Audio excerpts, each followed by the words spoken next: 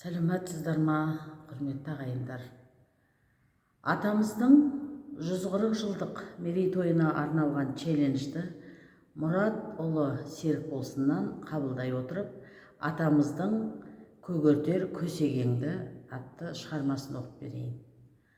Шыңдалған ұлы еңбекте ұл қыздарым, бөленген бақыт нұрға жұлдыздарым, жүрекке демеу беріп жалын құяр сарайын коммунизм тұрғызғаным. Астықты тың далаға аттаныңдар, берерін табиғаттың апқалыңдар.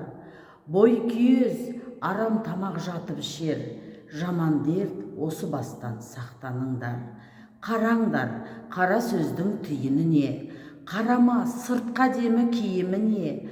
Араққа арын сатып жүрген жаман, қоғамның қосылмайды ол үйіріне.